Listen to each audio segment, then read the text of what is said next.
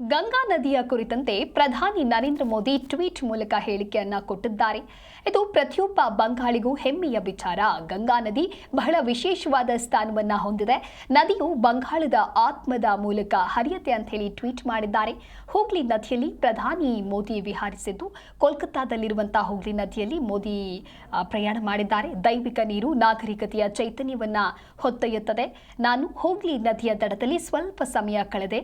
ಮಾತೆ ಗಂಗಾಂಗೆ ಕೃತಜ್ಞತೆ ಸಲ್ಲಿಸುವಂತಹ ಅವಕಾಶ ಸಿಕ್ಕಿತು. ಅಲ್ಲಿನ ದೋಣಿ ಚಾಲಕರನ್ನ ಭೇಟಿ ಮಾಡುವಂತಹ ಅವಕಾಶವೂ ನನ್ನದಾಯಿತು.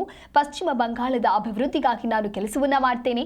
ಬಂಗಾಳಿ ಜನರ ಸಮೃದ್ಧಿಗಾಗಿ ಬಿಜೆಪಿ ಪಕ್ಷ ಬದ್ಧವಾಗಿದೆ ಅಂತ ಹೇಳಿ ಪ್ರಧಾನಿ ನರೇಂದ್ರ ಮೋದಿ ಟ್ವೀಟ್ ಮಾಡೋದ್ರ ಮೂಲಕ ಈ ರೀತಿಯಾಗಿ ಹೇಳಿಕೆ ಕೊಟ್ಟಿದ್ದಾರೆ.